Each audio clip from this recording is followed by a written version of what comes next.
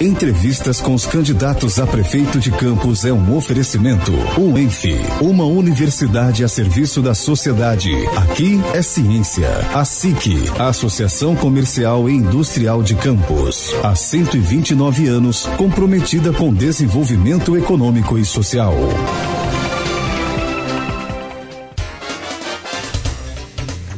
Oito horas 10 minutos em Campos, de volta com o Folha no Ar, primeira edição, programa especial com entrevistas com os candidatos à Prefeitura de Campos. Hoje, nesta primeira rodada, recebendo o terceiro convidado, que é o Jonathan Paes, do PMB, o Partido da Mulher Brasileira. Voltamos com você, Aloísio, e também com o Arnaldo Neto.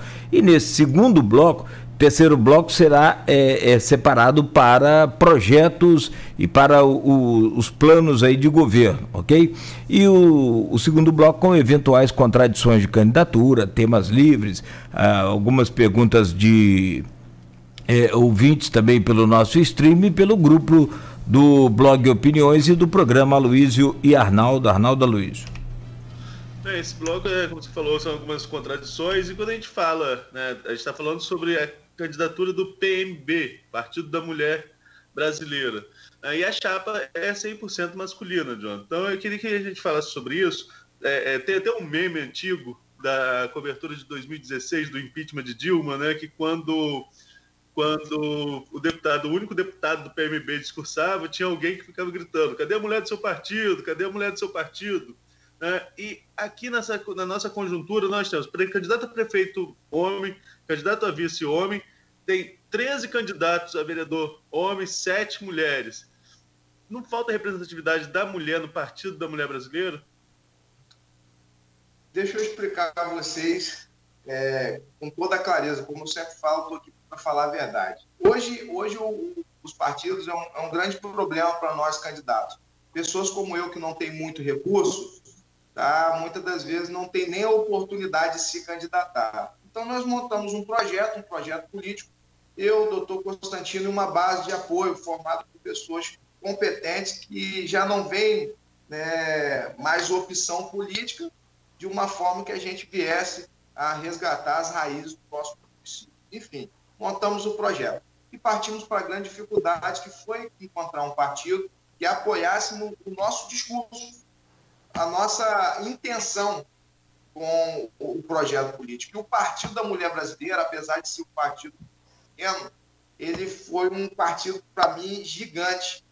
Tá? Por quê? Porque foi um partido que teve honestidade, teve lisura e abraçou o nosso projeto. Mesmo nós não tínhamos, né, uma mulher na chapa, eles falaram: não, pelo contrário, o projeto de vocês é ótimo e nós vamos abraçar a causa. Por que eu e o doutor Constantino já partimos já com a chapa montada? Se você observar, até minutos atrás, vocês estavam, né, falando sobre um outro candidato que até agora não tinha certeza, né, que a vice dele seria vice dele ou não. Nós evitamos qualquer tipo de negociação. Nós não tínhamos negociação. Não, eu tenho aqui meu candidato, aí o partido tal vem para cá, quando a gente ganhar a eleição, vamos repartir isso. Não, isso não existe dentro do PMB. Esse tipo de negociação não existiu dentro do PMB. Eles acreditaram num bloco montado. O Constantino é uma pessoa de extrema confiança minha. Eu nasci, as pessoas talvez não saibam, mas o Jonathan Paes, candidato a prefeito, nasceu em um parque em que o doutor Constantino era um médico parteiro. A nossa história já começa no meu nascimento. Ele é amigo da minha família há muitos anos. E nós temos uma confiança um no outro gigante. E vamos trabalhar juntos para reerguer essa cidade. Essa história de que a vice fica lá nos bastidores, isso está errado. Campos tem que ter uma equipe, um grupo para mudar essa história. E o PMB comprou essa briga junto conosco. Tá? Então aí começa a situação, tá, que não houve nenhum projeto para que a gente tivesse uma mulher. Tá? Então acho que ficou bem esclarecido o porquê da gente já ter a chapa completa dentro do Partido da Mulher Brasileira. Outra coisa importante, coligações, e já que vocês tocaram no assunto partido, nós temos candidatos hoje com 5, 6 partidos. Se esses caras ganharem as eleições, o que eles vão fazer? Eles vão ratear as secretarias, eles vão repartir as secretarias e fatiar entre eles. Nós não queremos isso. Permita-me dizer que grande parte do nosso secretariado será utilizado de profissionais de carreira dentro da prefeitura, servidores públicos. E o que faltar e a gente precisar, nós vamos pegar aposentados que têm experiência da máquina pública e retomá-los de novo dentro do secretariado. Essa é a nossa proposta do PMB, independente de eu, no caso da minha pessoa, ou o Constantino, ser mulher ou não. Entendeu? Então, eu queria deixar bem claro que quando nós chegamos ao PMB, nós já tínhamos a chapa montada. Tá? Isso é muito importante. O doutor Constantino, para mim, é o cara que mais entende de mulher em campo. Já está há 45 anos cuidando das mulheres campistas. Ele é ginecologista e obstetra. O Jonathan, enfim, não sei se essa analogia ginecologista tem de mulher é mais apropriada, mas enfim. Vamos lá. Você é bolsonarista, defende o presidente Bolsonaro. Bolsonaro teve aqui em Campos, no segundo turno presidencial, quase 65% da votação dos votos válidos, o que é 64,87, se não me engano, mas é quase 65, é muito voto. É um legado eleitoral enorme. Campos, sem sombra de dúvida, pelo menos foi, em 2018, uma cidade francamente bolsonarista, e parece sê-lo ainda. E é um legado que é disputado pela sua candidatura, pela candidatura do Tadeu Contigo, que é do Republicanos, né? É partido que abrigou, após a saída do clã Bolsonaro do PSL, abrigou o senador Flávio Bolsonaro e o vereador carioca Carlos Bolsonaro. O próprio Caio Viana, que tem a coligação com o PSL, que foi o partido pelo qual Bolsonaro se elegeu presidente da República. E também o Cláudio Rangel, que traz da Boa Morte, que traz aí um militar na Coronel Almir Porto na sua vice. Então, me parecem ser quatro candidatos disputando esse legado. Qual seria a sua vantagem nessa disputa? Luiz, a minha vantagem é que realmente eu sou um candidato de direita, que tem tudo para endireitar Campos. O que eu não acho legal, por exemplo, eu estive em Brasília, estive com o presidente da República, bati fotos com ele, mas não expus. Por que o Jonathan Paes não expôs as fotos com o presidente? Você viu a quantidade de tranqueira que o presidente arrastou para dentro do Congresso Nacional? Você viu a quantidade de políticos desonestos que se utilizaram da imagem do presidente para se elegerem? Eu não vou fazer isso. Eu tenho conteúdo, eu tenho projeto, eu tenho proposta real para o município. Sou candidato de direita, mas sou mais candidato do cidadão de bem. O que é ser candidato do cidadão de bem? O cidadão de bem é aquele que levanta cedo e vai trabalhar para sustentar a sua família. O cidadão de bem é aquele que paga os seus impostos e não vê o retorno desses impostos em uma boa prestação de serviço. Então, eu sou um candidato de direita brigando pelos direitos do cidadão de bem. Outra coisa importante, o nosso presidente da República, junto aos seus ministérios, serão importantíssimos para a retomada da cidade de Campos, principalmente a retomada econômica. A maioria dos nossos projetos serão entregues dentro do Ministério do Turismo, dentro do Ministério da Infraestrutura, dentro do Ministério de Ciência e Tecnologia. E olha que coisa interessante. Hoje nós temos profissionais qualificados dentro desse ministério. O ministro Tarcísio, por exemplo, o ministro de Infraestrutura, é um exemplo hoje para todo o país. Nossa, olha o que o ministro Tarcísio tem feito à frente dessa parte. É genial. O ministro Marcos Pontes, por exemplo, é um cara capacitadíssimo, um dos engenheiros da NASA. O que eu tenho como exemplo que nós devemos fazer igual aqui na cidade. Compor, que já temos, né, uma base de secretariado pronta, uma base de secretariado técnico e não político. Outro exemplo também que nós traremos do governo Bolsonaro é o combate à corrupção.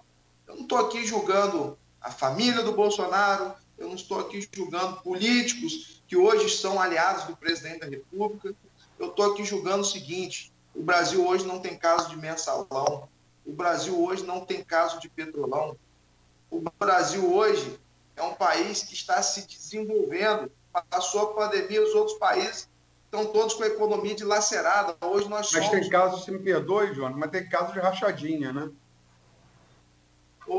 Isso aí, cara, eu não tenho político de estimação. Ontem me perguntaram sobre isso, até um dono de um jornal da cidade me falou, pô, João, aconteceu um crime,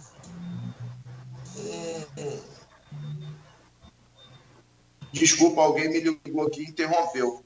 Então, aconteceu um crime representativo dessa forma, de tal forma, eu virei para ele e falei bem claro, todos os corruptos têm que ser presos, todos. Para mim, o político que está locupletando dinheiro público, ele tem que ser preso, ele tem que ser afastado da vida pública, ele nunca mais terá que ser candidato. Essa é a minha postura, independente da ideologia, se é de centro, de direita ou esquerda. O nosso país, o nosso estado, o estado do Rio de Janeiro é conhecido lá fora como o estado da corrupção. A cidade de Campos dos Goytacazes é a cidade dos corruptos. Isso é inadmissível. A gente não pode mais viver essa velha política de maus políticos. A gente tem que viver uma nova política de novos, pessoas até de idades maiores, mas que sejam pessoas boas, que sejam bons políticos que visam não bem-estar próprio e montam equipes para completar dinheiro público, e sim políticos que sejam honestos e visam o bem-estar da população, a boa administração pública, fazendo que o recurso público seja bem administrado e que chegue até a população por meio de serviços públicos de boa qualidade. É isso que eu penso, independente de ideologia partidária. Desculpa, mas, perdão, Arnaldo. Sim. Mas você fala que Campos é uma cidade de corruptos, é uma acusação muito grave. Você falou isso, você está se referindo a quem? Eu estou me referindo àqueles que estão inelegíveis, àqueles que mal administraram os dinheiros públicos. Só para te dar um exemplo, a cidade de Campos era conhecida como a cidade das Hilux. E é inadmissível, volto a dizer, que nós venhamos ter os últimos 4 prefeitos inelegíveis. Eles não estão inelegíveis à toa. A gente precisa mudar essa história, Luiz. Você está falando de Rosinha, está falando de Mocaiber? Estou falando dos últimos prefeitos. Foram 4 últimos prefeitos. 4 últimos prefeitos foram Rosinha, Naim administrou durante tempo no governo Rosinha, afastamento, está falando de Mocaiber, de Arnaldo? Do telhado de vidro, da Polícia Federal em Campos. Estou falando do doutor Arnaldo também, que está inelegível, apesar de, na minha opinião, ser uma ótima pessoa, um cidadão admirado por muitos, um ótimo médico, que a gente precisa também aprender a diferenciar a política ou político da profissão que ele exerceu um dia. Estou falando de tudo isso que mancha a imagem da nossa cidade. Jonathan, você citou aí a questão do bolsonarismo, né? E a reboque do bolsonarismo, o Rio de Janeiro elegeu o governador Witzel, um candidato novo, um candidato não político, e que até a última eleição teve aí uma ascensão, essa questão do não político. Agora, com o desgaste do Witzel, por exemplo, no governo do Estado, nessa eleição de 2020, como convencer que o novo também, como você se apresenta como um candidato sem vínculos com grupos políticos, sem vínculos com parentes políticos, como convencer que esse novo pode dar certo se não deu no governo do Estado? Arnaldo, eu sou o único candidato que não tem acordo com ninguém, inclusive com partidos, e declaro aqui E se nós estivermos no segundo turno, caminharemos sozinhos.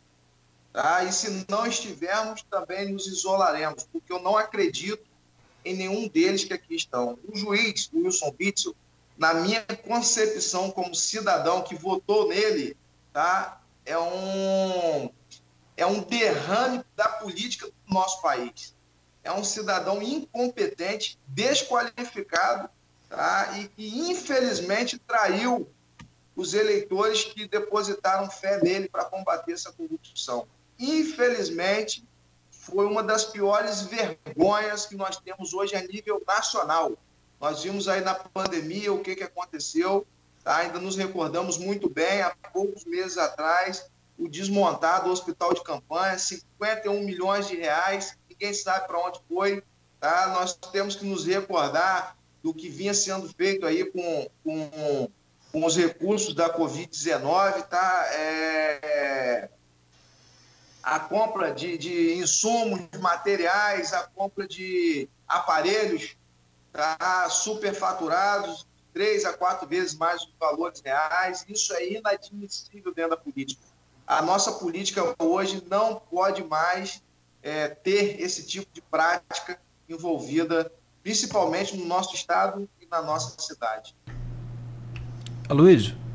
Jonathan, fala, Cláudio. Você me permite uma pergunta ao candidato? Do leitor? Não, é nossa mesmo, aqui, avaliando já o que ele colocou aí, sobre essa questão de conhecimento na agricultura. Ele demonstra e falou sobre o seu vasto conhecimento e sua paixão pela agricultura e fala que os outros candidatos não sabem plantar nem um pé de aipim. E no que diz respeito...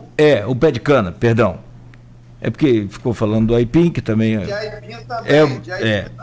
Também. Bom... Pé de cana eu conheço 2 ou 3, mas vamos lá. Bom... seguindo essa linha de raciocínio, qual é a sua experiência, então, em saúde, em educação, em cultura, em transporte, em administração pública? Você quer saber primeiro, porque você falou em cinco temas distintos aí. No geral, saúde? Sim, pode ser. A sua passagem, a sua experiência, seu conhecimento com relação a essa questão, ou está voltado só para a agricultura? Não, lógico que não. O primeiro acerto que eu destaco nosso aqui, mesmo no período em campanha, foi o doutor Constantino Ferreira. A gente sabe, tá, da saúde pública, na verdade, eu sinto na pele, tá, Luiz? Eu sou um candidato que utiliza a saúde pública do município. Jonathan, desculpa, eu perguntei sobre o seu conhecimento, a sua experiência, sobre os seus projetos, nós vamos falar no próximo bloco, né? Não, é sobre a minha experiência mesmo que eu estou falando. Tá? O doutor Constantino está há 42 anos como servidor público, tá? Dentro da saúde, e ele sabe a dificuldade que é para cuidar do paciente. Tá? E eu, como paciente, eu sei a realidade da saúde porque eu estive e, quando necessito, estou dentro dos hospitais públicos do nosso município. E a verdade é que a infraestrutura dos nossos hospitais está precária. Tá? Tem casos aí, dias de chuva, por exemplo, tem um hospital que chove mais dentro do que fora. Estou falando aqui no caso do HGG. Estruturas físicas que estão, vou ser bem claro, hospitais que precisam ser reconstruídos. E um outro problema também que a gente tem dentro da saúde pública é o projeto de descentralização da saúde, que foi proposto por os governos passados e que não deu certo. Por que não deu certo? Porque ele simplesmente não funciona. O cidadão que chega dentro da UBS, ele chega lá e não tem atendimento, aí tem que ir para a UPH, Unidade Pré-Hospitalar. Aí chega dentro da UPH, não consegue atendimento, aí tem que ir para o HGG, ou seja, continua superlotando o hospital base, que seria HGG, o Ferreira Machado, que é um hospital de emergência, né? O próprio São José, que deveria ser um hospital de primeira qualidade, até porque ser um hospital novo. Destaco aqui também um hospital de Travessão, que poderia estar atendendo toda aquela localidade, de Travessão até Santo Eduardo. E também o Hospital de Santo Eduardo, que deveria ter condições de efetuar os principais atendimentos, né, da demanda. Então, tudo isso precisa ser revisto, precisa ser reconstruído e reposto. Tem saída? Claro que tem. Se você observar, eles falam que não tem dinheiro. Pô, pera lá. O nosso município hoje gasta em torno de 800 milhões de reais. No orçamento do ano passado, eu tenho aqui o levantamento, acho que é até do José Alves de Azevedo, um ótimo economista que nós temos aqui na cidade, aqui, ó, 813 milhões, tá? No ano passado, 811 no segundo ano de governo e 761 milhões no primeiro ano de gestão. Aqui, ó, para todo mundo ver, ó, que é um absurdo e demonstra que dinheiro tem e continua faltando gestão. Então, é inadmissível a gente não saber para onde está indo esse recurso. Então, essa conversa fiada, não tem dinheiro. Sim, não vai ter dinheiro para o ano que vem. Mas nesse ano com pandemia, eu acredito que se gaste até cerca de R$1 bilhão em saúde pública. Para quê? Para a gente ter uma saúde de péssima qualidade? Não, é incompatível o orçamento gasto com o serviço prestado. Olha só, a pergunta, eu acho que a pergunta antecipou o próximo bloco, ela foi feita no bloco errado. Vamos partir para o bloco pré-estabelecido. Jonathan, você tem... Estava aqui, até desarrumou até para fazer pergunta. Você é um cara que vem da área da construção civil. E as relações entre poder público municipal e as empreiteiras em Campos geraram muitos problemas com a justiça, quer dizer, que foram os casos das operações Caixa d'Água e Secretos Domos, que geraram as prisões dos ex-governadores Garotinho e Rosinha. Essas relações no governo federal geraram até a prisão do ex-presidente Lula. Como isso não se daria no seu governo? Como fazer para que isso não acontecesse no seu governo? Aloysio, como eu te falei, a gente tem uma das nossas principais motivações é combater a corrupção no nosso município. Eu costumo fazer uma analogia para quem está nos ouvindo entender, é como se fosse uma caixa d'água, tá? Uma torneira lá na ponta. Aí vamos supor que a torneira seja Secretaria de Obras, que eu assumo. Só que essa torneira, ela vai até o final toda furada. E esses furos são o quê? É o dinheiro público indo para o ralo da corrupção. E nesse determinado momento que você citou, a gente viu muito clareza hoje, né? Dinheiro público, né, sendo utilizado em empreiteiras, né, sendo utilizadas empreiteiras para lavar dinheiro público. Isso precisa ser banido, essa prática precisa ser banida da nossa cidade. Como dizia, eu esqueci até o nome do técnico agora, que não se faz omelete sem ovos. Tá? E se você for fazer uma omelete e tiver ovos podres, tá? A omelete vai apodrecer todinha. Um tomate podre dentro de uma cesta, ela apodrece toda a cesta de tomates. O que eu quero dizer com isso? Que eu tive um grande cuidado na hora de montar a nossa base de secretariado. Tá? E eu pretendo continuar tendo secretários técnicos, honestos e competentes. Tá? Eu tenho certeza que se nós tivermos pessoas honestas e comprometidas com o projeto, nós conseguiremos sim combater a corrupção dentro da Secretaria de Obras. Outra coisa importante, volto a dizer um exemplo que eu vi em Colatina quando eu estive lá, tá? Para conhecer o Serginho Meneghelli, prefeito de Colatina. Todos dizem aí que hoje é o melhor prefeito do Brasil. Ele construiu uma obra de um colégio que estava orçada por R$900 mil, mais de R$900 mil, por pouco mais de 300. Como ele fez isso? Mas não, ele apenas convidou, tá, através da carta convite, ele convidou as empreiteiras da cidade, empreiteiros como eu, de pequeno e médio porte, para construir a obra. Esses empreiteiros fizeram a obra em tempo hábil de 3 meses. A obra não prorrogou de um ano para o outro para ter aditivo, para ter mais recursos, não, nada disso. A obra foi feita, dinheiro empenhado, tá? Foi lá e construiu a obra dentro desses processos e deu certo. E a gente vai fazer igual aqui.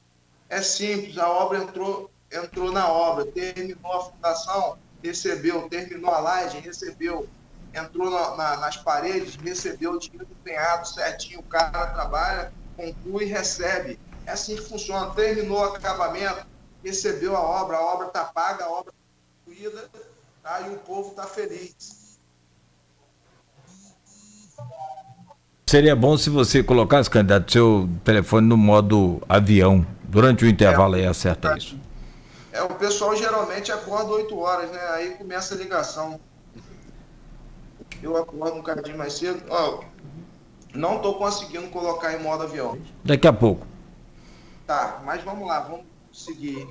Pode perguntar o que vocês quiserem. Estamos abertos. São 8h36, Aloysio. Você acha que a gente segue para o próximo bloco? Vai até 8h40. Você tem 4 minutos. Então eu vou trazer a pergunta do grupo, a pergunta da Silvana Venâncio, que deixou lá no grupo do blog Opiniões e do programa Folha no Ar. Jonathan, ela pergunta: o que te fez querer se candidatar à Prefeitura de Campos em meio à imensa crise financeira e diversos problemas que, infelizmente, a cada dia se agravam na região? Exatamente, solucionar esses grandes problemas que a gente tem hoje. Como? Infelizmente, se você olhar aí, mais de 60% da nossa população, em plena eleição, não sabe em quem votar, porque não tem credibilidade. Os políticos da nossa cidade não têm credibilidade. São exatamente os representantes, os filhos daqueles que destruíram a nossa cidade. São representantes do legado daqueles que mal governaram o nosso município. Então, eu decidi descruzar os braços. O Martin Luther King, ele dizia que para que o mal prevaleça, basta que os cidadãos de bem fiquem de braço cruzado. O Platão, ele dizia que o castigo daqueles que não se envolvem na política, dos bons, é ser governado pelos maus. Então, nós decidimos descruzar os braços e construir uma nova história para essa cidade, porque não acreditamos nos nomes apresentados previamente. Então, agora é com a gente. Agora é a nossa vez. A solução é o nosso povo, é a nossa gente, porque só a gente sabe a dificuldade que é hoje ser campista. Só a gente sabe a dificuldade que encontra o cidadão hoje que emprega e o cidadão que é empregado. Todos nós passamos pelos mesmos males. Eles não. São filhinhos de papai, tá? Que enriqueceram, sabe Deus como, tá? Através de mágica, talvez. É até importante disso, se eu tiver a oportunidade, irei perguntar a alguns deles como isso já sucedeu, tá? E o que a gente pode dizer é que a gente não tem tempo mais para perder. A gente tem que reconstruir e reerguer essa cidade, e para isso é preciso, tá, de pessoas como eu, de cidadãos de bem. Como nós temos o exemplo lá do Meneghelli. Não queremos mais essa política medíocre na nossa cidade.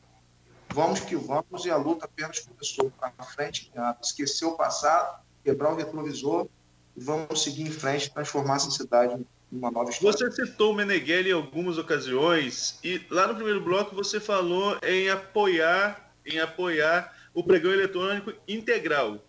Sim, e agora você fala em carta convite. Não é, mas integral não é... Carta convite não cabe no integral, né? O que acontece? Se você olhar... Tem um minuto, candidato. Não dá para a gente fazer carta convite de compra de insumos e materiais. Entendeu? Agora, prestação de serviço, cabe carta convite e é muito bom. Bom, funciona muito bem, tá? Funciona muito bem. O que não pode acontecer, o Aloysio, o Arnaldo, é aquelas licitações fraudulentas. Que você via lá, o cara com a obra 957 mil, o outro 956 e o outro 955. E o cartel de empreiteiras, tá, fazendo o jogo sujo da história para lavar dinheiro para político corrupto. Isso não pode acontecer. Tá? Eu estou aqui para resolver esse problema. Eu costumo dizer que a partir do momento que o Jonathan Paz, junto com o Constantino, entrar na prefeitura, acabou a farra, acabou a brincadeira. O candidato, vai ser empregado intensamente e a cidade vai voltar 8h40, nós precisamos encerrar esse bloco. Aloysio e Arnaldo, vocês querem deixar alguma conexão já para o próximo bloco, que será com relação a projetos e planos de governo? Você já deixou, Cláudio, era a sua pergunta. Não, eu tinha feito sobre a pessoal. Ele acho que não entendeu. Mas, enfim, tudo bem. A pergunta é relativa ao terceiro bloco, mas vamos lá. São 8h40. Peço perdão aos senhores por ter embolado um pouco da pauta aí, porque eu gosto muito de falar de projeto, de proposta, cara. É muito bom isso. Mas vamos lá. 8h40. Vamos ao intervalo, então, aqui no Folha no Ar, primeira edição, conversando com os candidatos à Prefeitura de Campos. Próximo bloco, o Jonathan Paes, do PMB, fala sobre os seus projetos. O oferecimento do programa é dos laboratórios Plínio Bacelar e Clínica Proteus.